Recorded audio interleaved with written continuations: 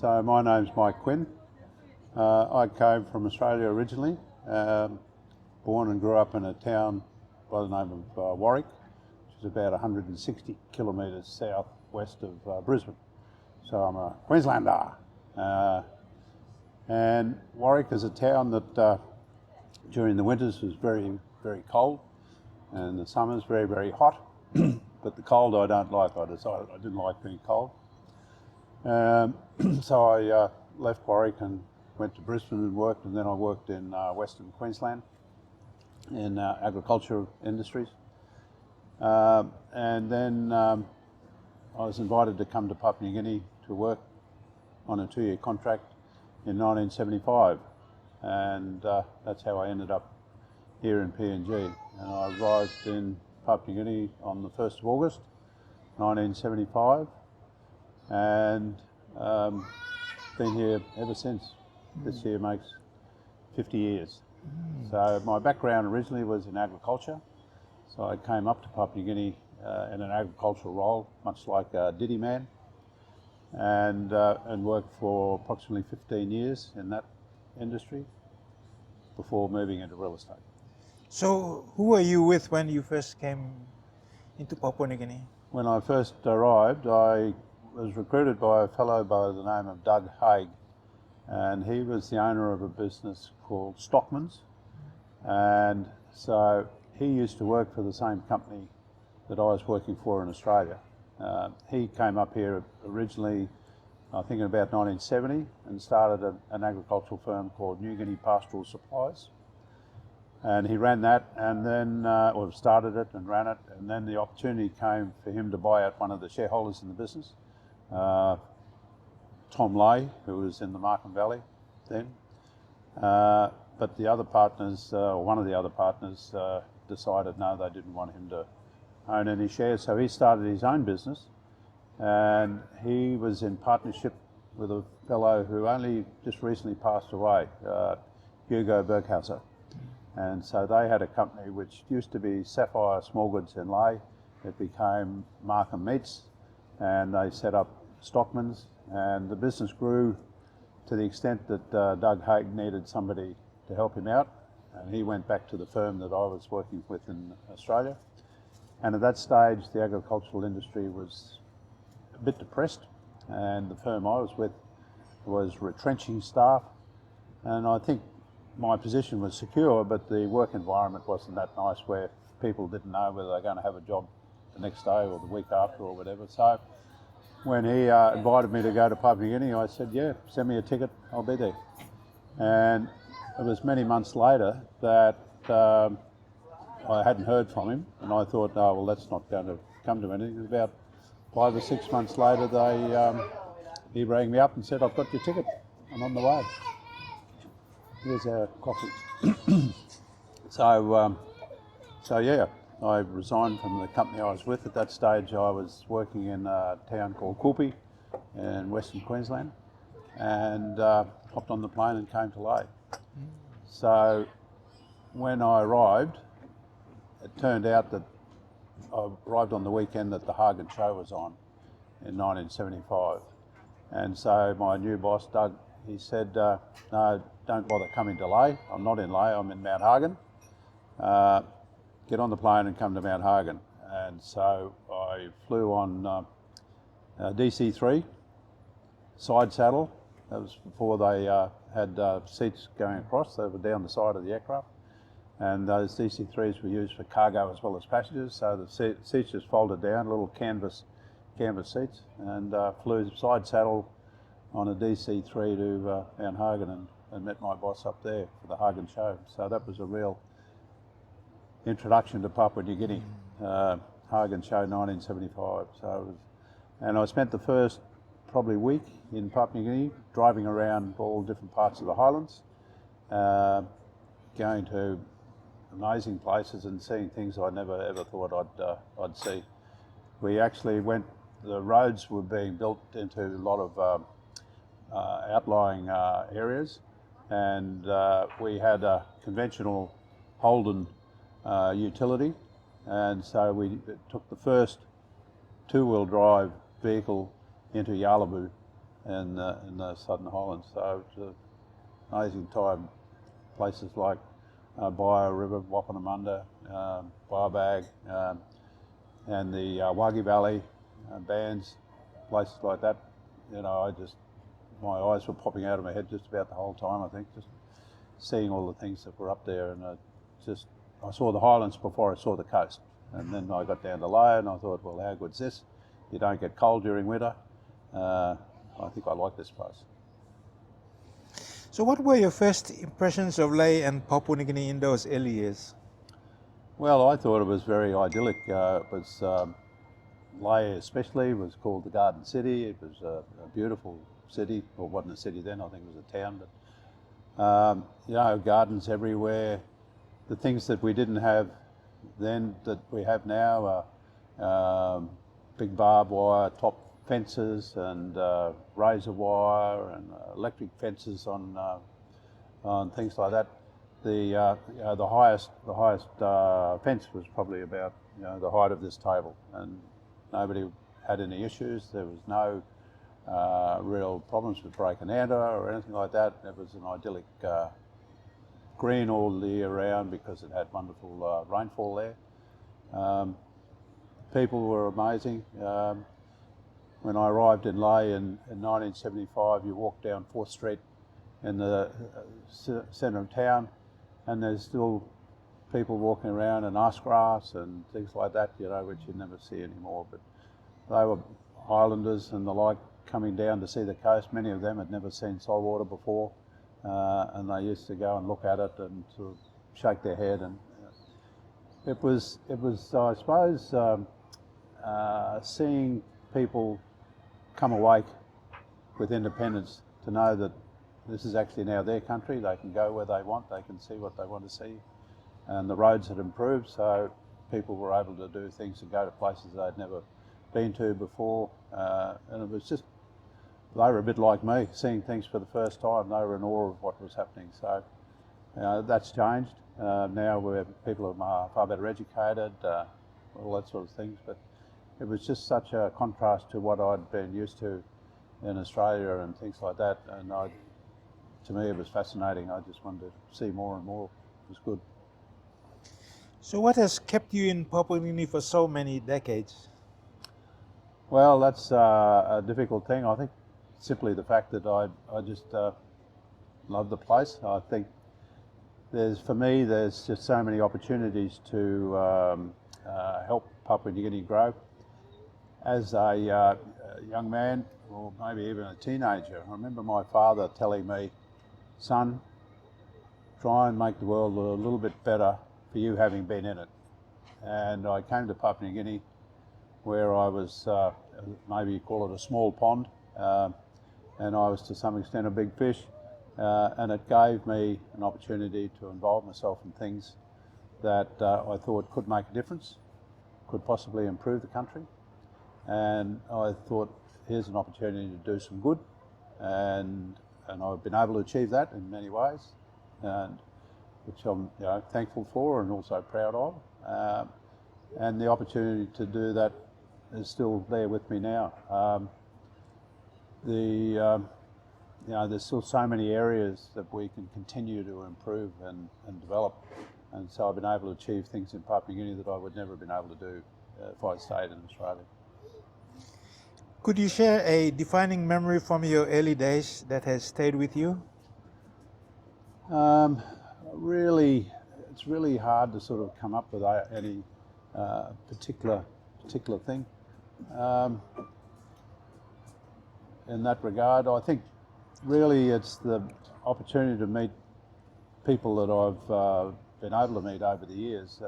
A number of Prime Ministers. I remember the first time that I met Sir Michael Somare, to have had the opportunity to meet so many people that have had such an impact on the country, to me was an honour. I really enjoyed that.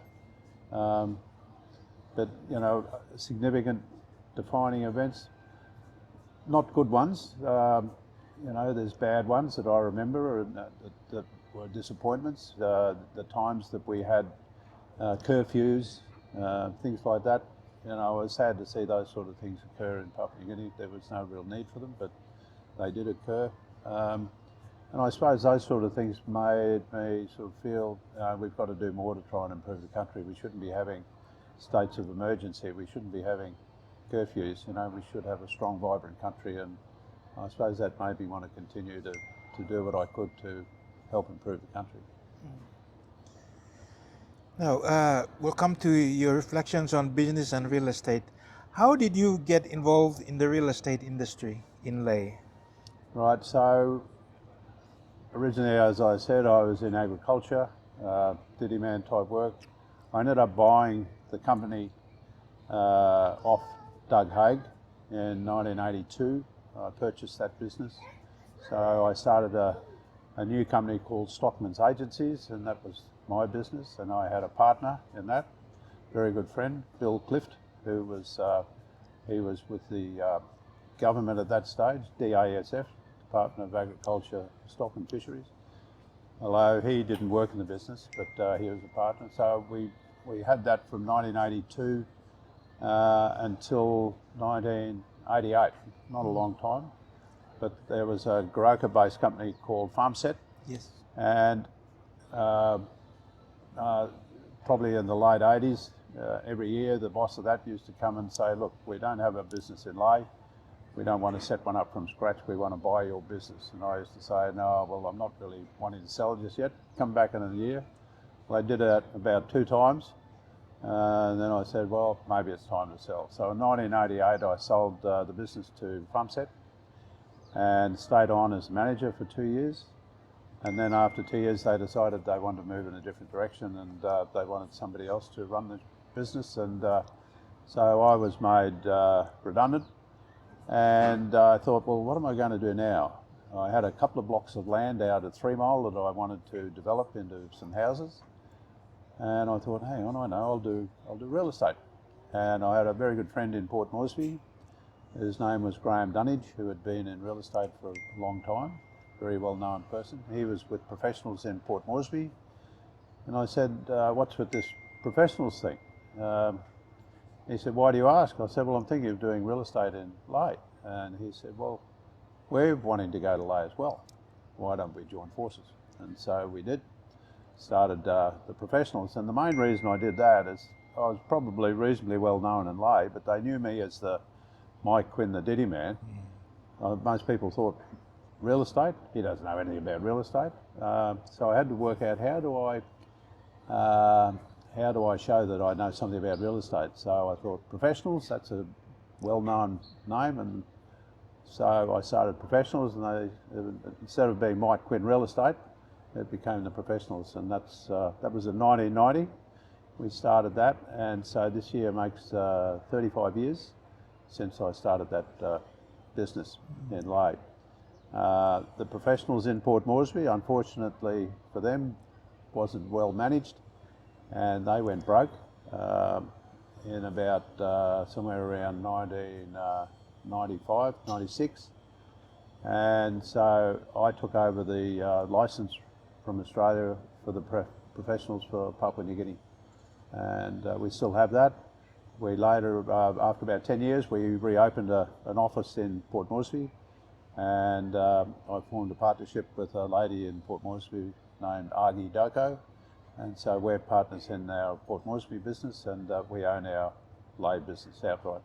We also have a lady in Mount Hagen, Jenny Ipata. We gave her a licence, and she runs Professionals in Mount Hagen. She owns that business herself. So 35 years doing real estate, and during that time it's been an amazing journey. We've enjoyed it, and Papua New Guinea's been very good to us business-wise, so we're very blessed in that regard. But we've worked hard for what we've achieved, and it's been great. It's been a great journey, and we're still doing it. The business has continued to grow. We've branched out into other activities aligned with real estate. Our valuation business is very big. So we are now the largest real estate firm in Papua New Guinea, and as much as we're the only real estate business that has offices outside of Port Moresby. So we're in Lae, Port Moresby, Mount Hagen, and we have agents in Goroka, Wewak and Rabaul. So the other big firms in real estate in PNG are only Moresby based. We do the whole country. How has the real estate and property market evolved over the last 50 years? Yeah, well, it's been a dramatic improvement and increase. When I came here, there were almost no Papua New Guineans that owned real estate to any great extent, and that's still one of the biggest issues that we face in Papua New Guinea is accommodation and housing for Papua New Guineans. Corporate firms, they tend to provide accommodation for their staff, and it was the only way that you could get staff was to provide accommodation, and it's still to this day very much the same.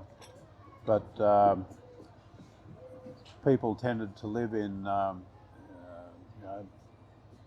traditionally built housing, squatter housing, things like that, and it's still the settlements and things around Port Moresby and Lae are still where a lot of people live, and that has to be addressed.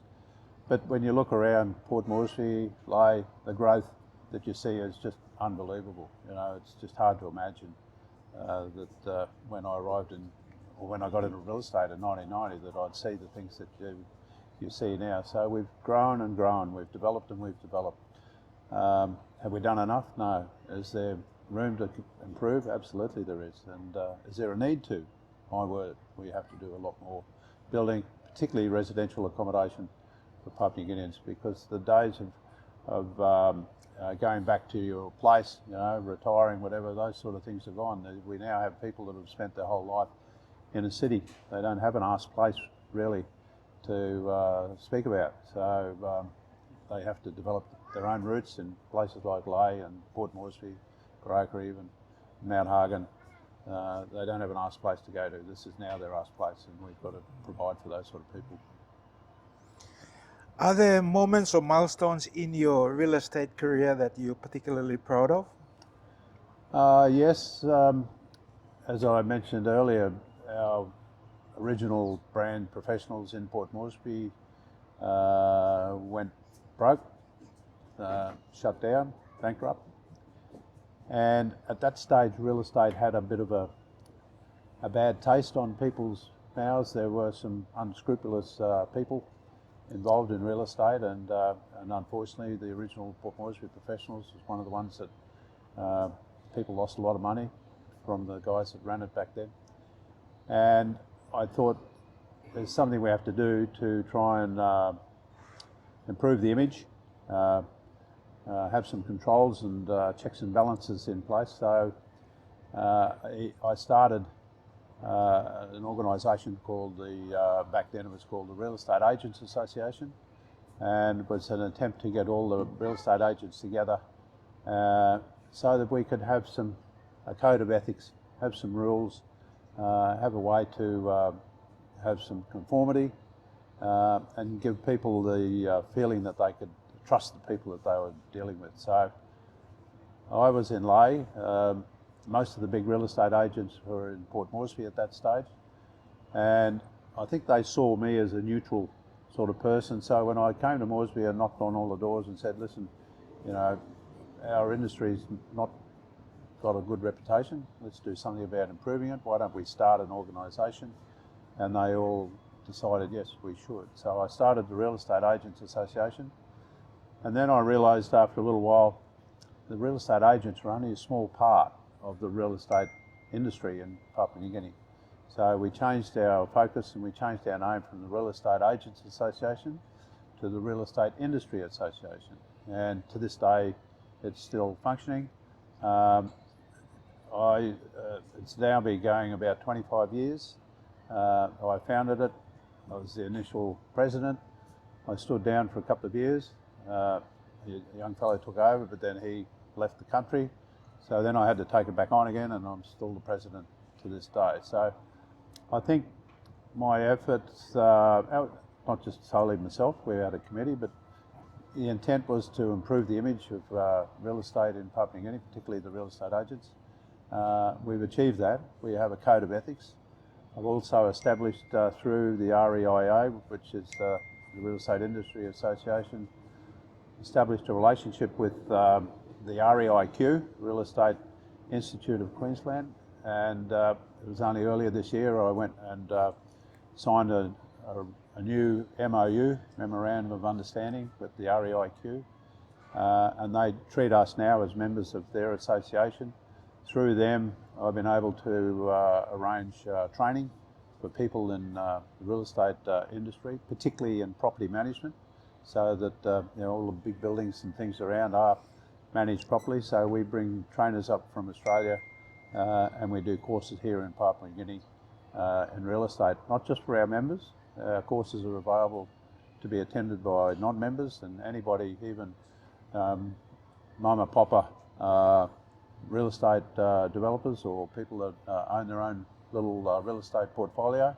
They can also come and learn. So the biggest thing, and I get a lot of satisfaction out of seeing that people are getting better trained to first world standard, so that we can continue to lift the bar in terms of property management in Papua New Guinea. It's nice to have all these fancy buildings and high rises, but if we don't look after them properly, they're going to become a mess.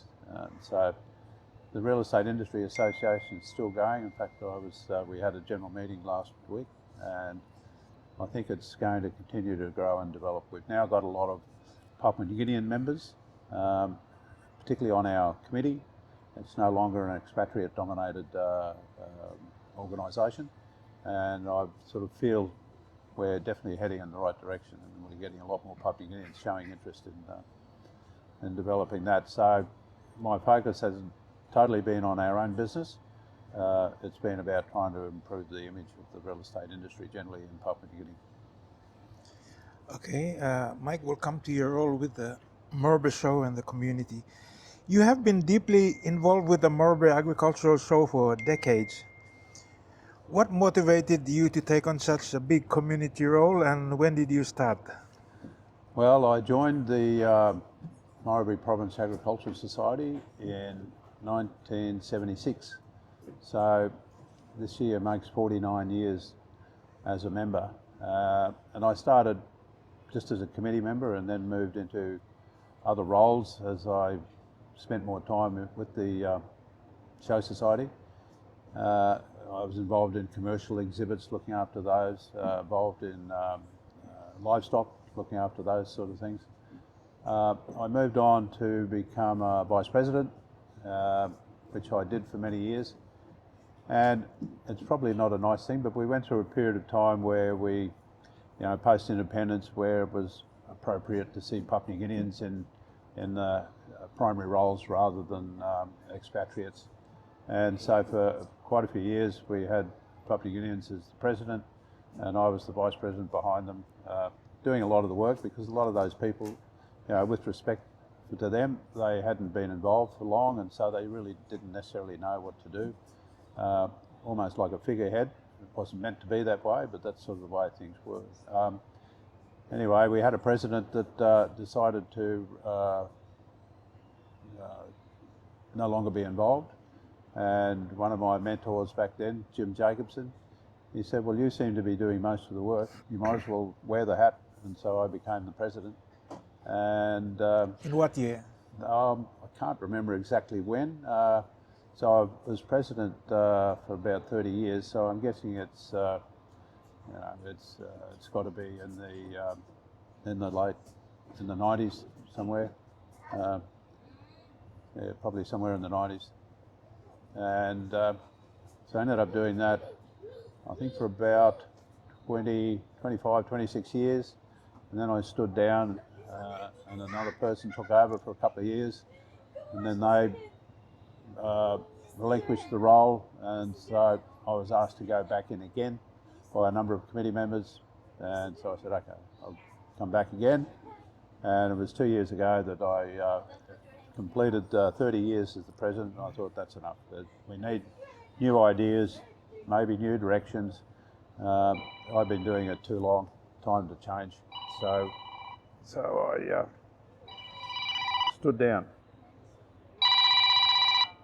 Sorry, my son calling from Australia because it's Father's Day. So I think he's ringing to say, "Hey, Dad, happy Father's Day."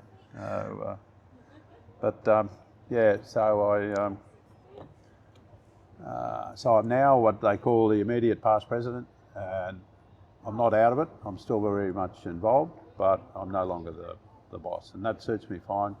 Have an orderly transition to another person, and that's working out. And it's been a really amazing ride. When I joined it, it was a case of spot the Papua New Guinean in the committee. You know, it was very expatriate dominated, and which was good in many ways because we had a lot of people coming to Lae for 3-year permits, 3-year work permits, and things like that. A lot of people they wanted to contribute to Lae, to Morobe in the time they're here, but didn't know how best to do it. And the Show Society represented an opportunity for people to just get in, help the community, help Lae, help the Show Society, and feel that they've contributed in the time they've been in Papua New Guinea. So we welcomed the volunteers that put their time in, and all the people involved in the Show Society have always been non-paid volunteers. And back then, in the early days, Papua New Guineans didn't have the time or didn't have the financial resources to give their time away for nothing. But now we've actually seen the reverse. Now it's spot the expat in the committee, because the committee is just about all Papua New Guineans these days. And I'm confident. There was a time, probably 20 years ago, I thought maybe this show, which is the last show still operating in Papua New Guinea, which is more than just a cultural show. We do agriculture, livestock, commercial, horticulture, general entertainment.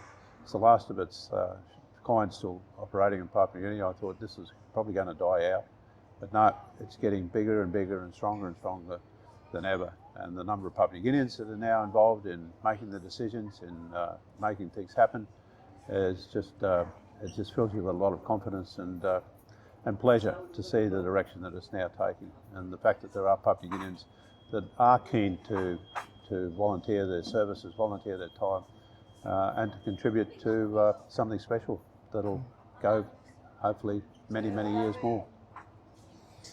So what did it mean to you to be recognized for 30 years of service as president of the Morobe Show? And can you share a personal highlight from your time leading the show?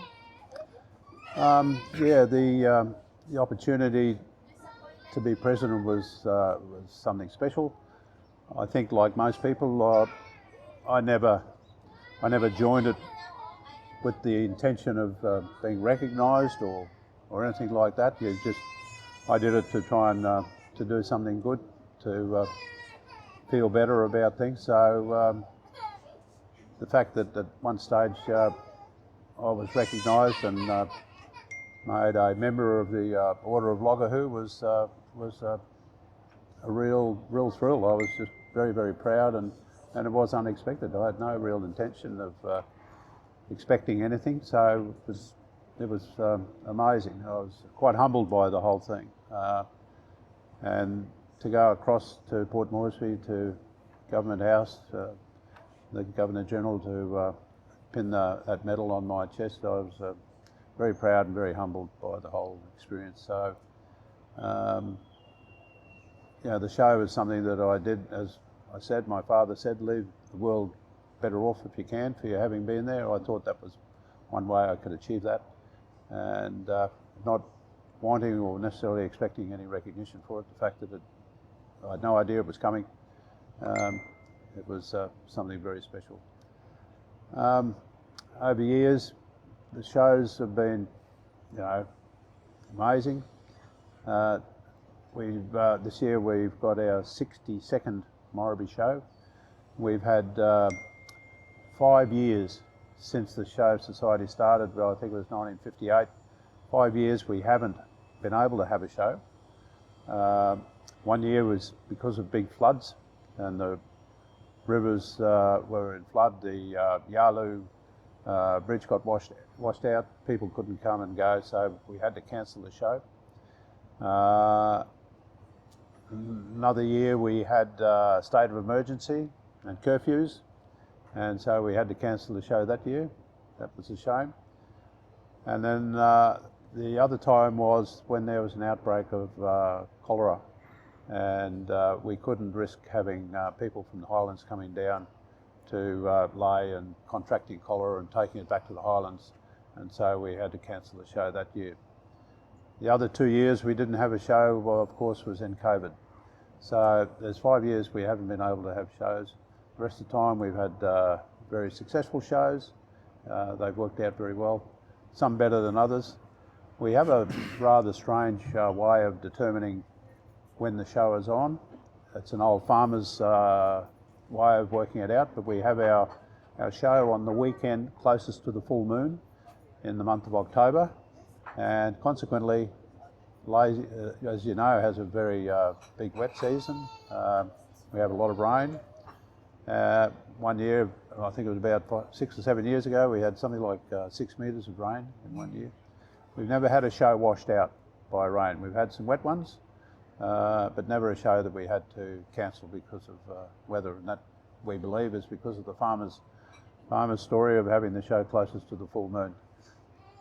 This is the second year that we've shifted away from that. We changed the show date 1 year. I think it was for the Silver Jubilee of Independence. We brought the show forward into September, and we joined the show to Independence celebrations then.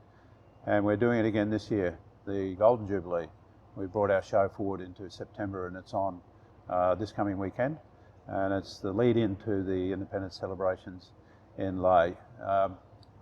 We did that with after discussions with our member for Lae, the DPM, Honourable John Rosso. He was very happy to make the Independence celebrations bigger and better by having the show as part of the Independence celebrations. So we're joining it together.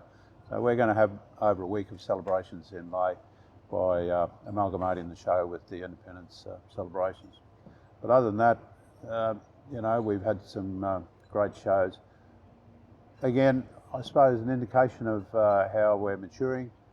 We used to have what we called rock concerts at the show. A rock concert in PNG is when people throw rocks over the fence. So it's amazing that we haven't had any of those for quite a few years.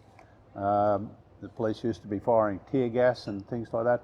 And so it became a bit of a joke that you go to the show to get your annual fix of tear gas, but we've had no rock concerts, we've had no tear gas for quite a few years. And to me, it illustrates the maturing of Papua New Guinea and of the people that attend the shows, that they don't involve in crazy things anymore. They're always, the shows these days are very well behaved. We don't have much in the way of issues. So much so, some people used to come to the show for their sort of annual hit of tear gas and to see some exciting things. They're saying it's a bit boring. There's no crazy stuff anymore. So, but from our point of view, it just makes the show bigger and better, and people can come there knowing that they're going to be safe and have a great time. And I think now I'm confident the show will keep going for a long time to come. Now, apart from the show, one of your other achievements, especially for young kids in Lae, has been the establishment of the Supporters Club of Rugby Union in Morobe, Scrum. Yep. Can you tell us a bit more about this? So how did that come about? I played rugby union myself and enjoyed it. And we used to have a lot of friends that also played rugby union, and we'd go to the Lae Club or the RSL Club or the Lae International Hotel somewhere, and we'd be having a few beers and reminiscing about our sporting prowess when we were young guys, and we'd all sort of start saying, you know, we should put something back into the sport that we've always enjoyed. And we'd say that and pat each other on the back and have more beers, and then we'd wake up in the morning and everyone's forgotten what they said the day before. One morning I woke up remembering all this talk, remembering all the people said, yes, we should do this, we should put something back. Yeah. So I sent a letter around to all these guys and said, right, let's have a meeting and form an organisation to do something about supporting rugby union.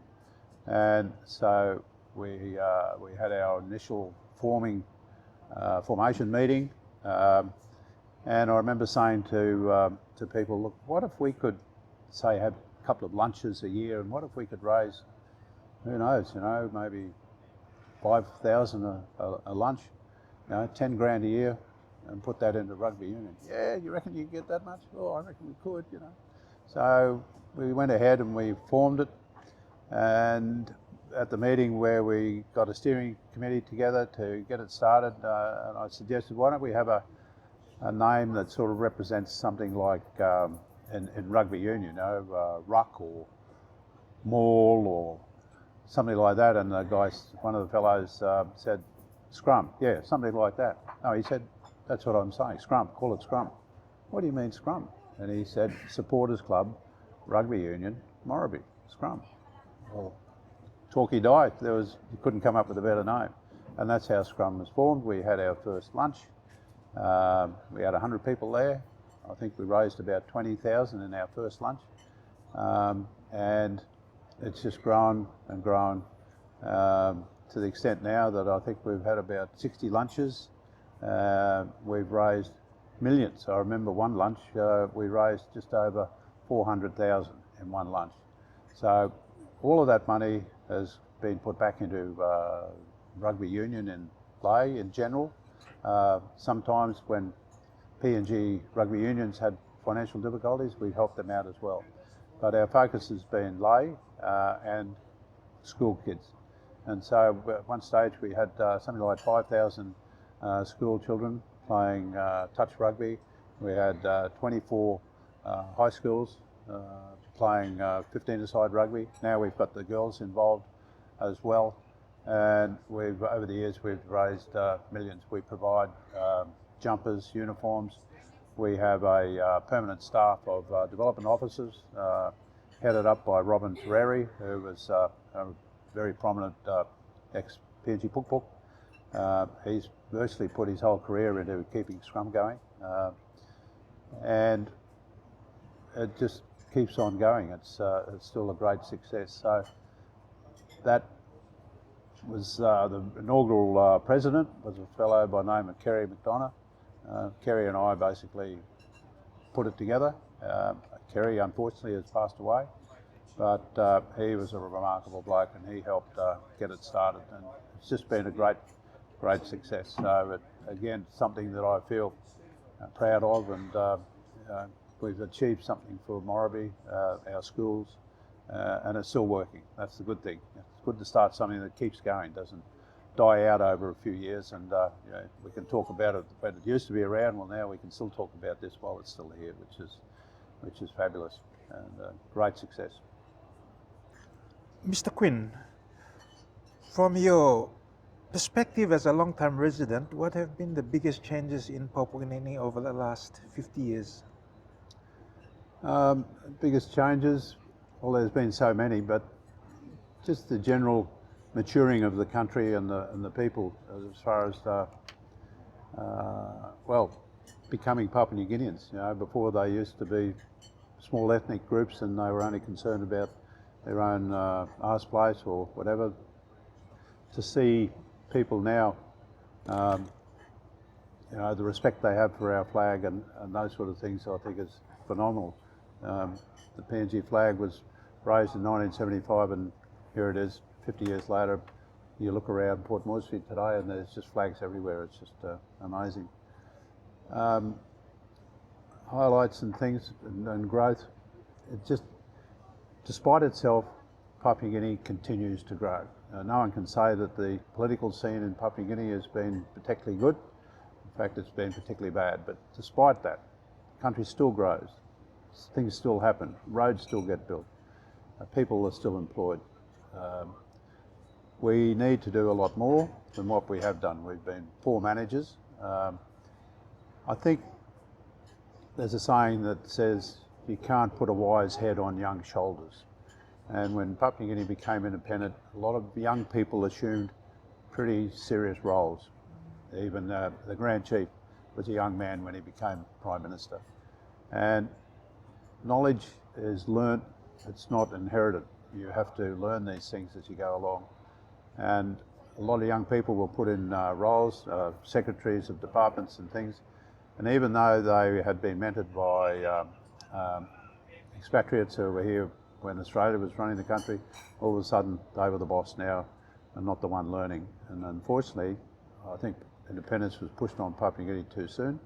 And so we went through a period of time where people were doing jobs that they didn't necessarily know really well how to do. And I think that's reflected on the fact that we've always been lagging and not being in the forefront of what's been going on.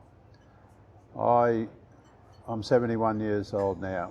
I've spent 2/3 of my life in Papua New Guinea, and it excited me in 2018 to be able to become a dual citizen of Papua New Guinea, to obtain a PNG passport. A lot of people, most people, aren't able to select the country that they want to be a part of, that they want to be a citizen of. I've had the opportunity to make the decision that I want to be a citizen of this country, and I've spent 2/3 of my life here, and I was very proud to be made a citizen of Papua New Guinea.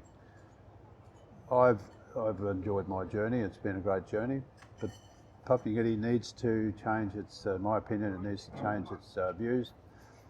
There's an unkind saying that people use about Papua New Guinea, often referred to as Papua New Guinea.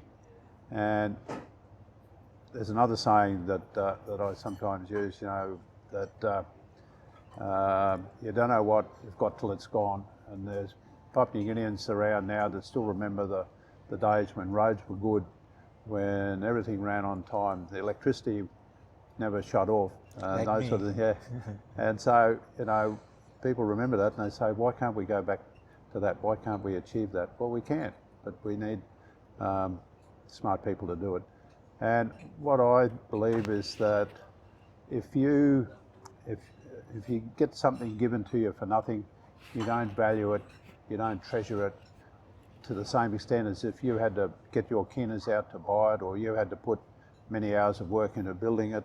You respect and look after those things far more than the things that you just get for free, or some people even go and steal. So easy come, easy go, and that seems to be the mentality of a lot of Papua New Guineans. That's changing. I can see that changing all the time. Now Papua New Guineans save up, buy houses, buy cars, and so they respect them and look after them. Whereas if you get something for nothing, you don't value it, you don't treasure it. Oh, I got it for nothing, I'm no loss to me. So building up that respect for things, people, infrastructure takes time, and it's not until you feel money's gone out of your pocket to help build a road, or money's gone out of your pocket to help build a school or a hospital, that you then start to respect it. If someone gives you a school for nothing, you say, oh, Masky, worry, you know, I haven't had to pay for it, I don't care what happens to it if it gets burnt down. Well, that's not the right attitude. People are changing, but they're not changing quick enough, and we've got to value and respect all the things that we have, value and respect the things that we're given by donors and generous people. Look after things, don't destroy things, and we're seeing too much of that still today. Only just the other day, Friday I think it was, in Lae, houses getting burnt down because someone got killed and they make retribution. You know, that sort of stuff has to stop. We've got to follow the law and respect what we have and try and make it better, not regress. So that's sort of the last 50 years. We have achieved a lot, but we've still got a lot more to achieve. And now that I'm a Papua New Guinean, I'm proud of that and happy to continue to do what I can to improve Papua New Guinea. How has Lae itself transformed since you first arrived? It's changed dramatically, like most large towns and cities in Papua New Guinea. As I said, post-colonial period, everything still worked. The roads were good. We had schools that were good. We had hospitals that were great. Everything worked. And then it's deteriorated. We've got a very good Member of Parliament at the moment, John Rosso, and he's working hard to change it around, and I have enormous respect for him. I believe he's trying to turn Lae back into the garden city that it used to be at Independence. Like you, Mullum, he remembers when the roads were good and when the hospitals were good and the schools were good, and he wants to try and take it back to that, and I applaud him loudly for that. It continues to grow. The population of Papua New Guinea is growing unbelievably quickly. I'm not sure what the population is at the moment, but anecdotally it's probably somewhere around maybe 11 or 12 million people, which is enormous considering the population that was here at Independence. It's just, and I'm told that come 2050, they're expecting Papua New Guinea to be 20 million people. Well, where are we going to accommodate them? Where are they going to go to school? Where are they going to go to university? Where are they going to go when they're sick? We are not improving the infrastructure that we need. Government has been more focused on doing, a lot of people, I'm not saying across the board, but a lot of governments have been more focused on doing good for themselves rather than good for the country and good for the people. And there needs to be a change of attitude in the Parliament. And I think once we see a change of attitude there, we will see a big improvement in PNG. So my concern for the future is really the standard of our Parliament, government, performance by public servants that are supposed to be doing things to help out Papua New Guineans. Because if we don't, we're going to continue to have problems. We're developing quite a wealthy middle class now. We're developing a situation where there are the haves and the have-nots. There's a wealthy elite that are now running the country to a large extent, and there's still a lot of very poor people that are still subsistence farmers in the bush, growing food to stay alive. We've got a very diverse range of people in our country, from subsistence farmers to multi-millionaires, and we need the people with wealth and knowledge to contribute to the benefit of Papua New Guinea, not extracting everything they can out of it. But that will only happen with time, and if we can continue to get better and better politicians, Papua New Guineans need to learn and understand the value of their vote. Don't give it to some ratbag, mouse warraman. Vote for someone that they genuinely believe will be able to do something good for Papua New Guinea. And I think when people value their vote and use it wisely, then I think we'll see a significant change in the country, but we do need to change. As Papua New Guinea celebrates 50 years of independence, what are your hopes for the next 50 years? Well, as I just said, I think, better governance in our country, that's really the secret to it. It really starts and stops right there. If we have a good government, good governance by the Parliament and the public servants, our country will thrive. We are so wealthy with minerals, gold and things, oil, gas, agriculture. You can put your finger in the ground and it'll grow. Nothing we can't grow here in Papua New Guinea. We can, in the future, become the garden bowl for Asia, if we want it to be. So the opportunities are enormous, but we have to use the wealth that we can generate from that to grow our country. It's possible, but government, unfortunately, so the attitudes by government need to alter. I think government should govern, and the private sector should operate businesses. The government is not a business. It's there to run the country. Owning mines and things, I don't think it's their role. So they need to do what they do best and let the private sector do what they do best. And I think have that divide between the two, and then the country will go on to bigger and better things. So the next 50 years, stick to what we know. Use the minerals and resources that we have to develop and make the country bigger and better. Don't waste it. Don't let it get stolen by other people. have a better control over the type of people that come to the country.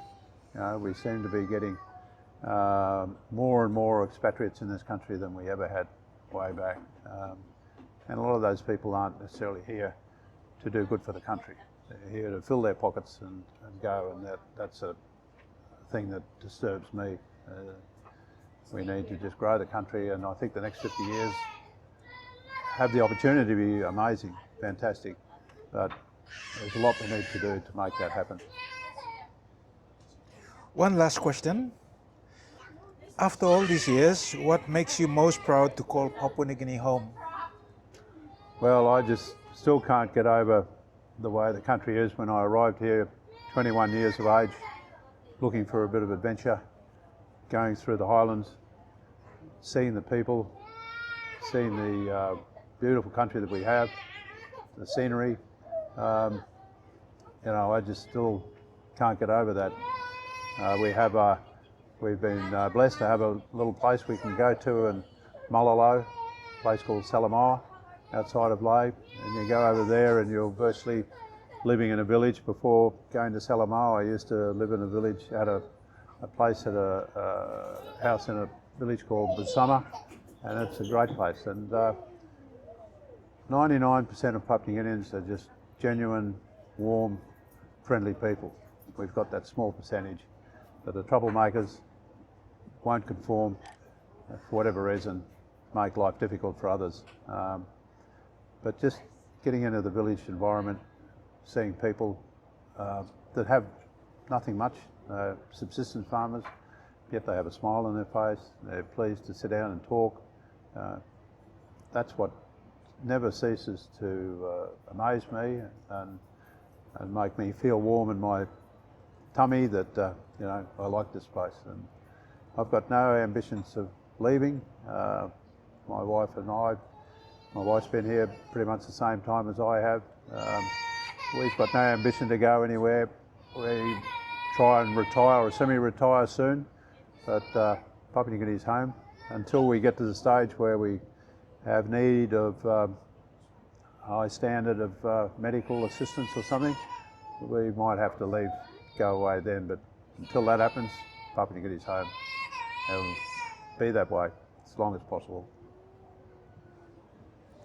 Thank you for your interview, Mike. Any last words you want to say? Well, I don't know. I think we've covered a lot. I just thank you for the opportunity to say a few things. I think I just want Papua New Guinea to continue to grow and develop. It's such a unique country. There's nothing like it anywhere, and we need to cherish it and do whatever we can to make sure it continues to prosper and grow. That's my main aim, do that. Thanks for the opportunity to have a chat. Thank you.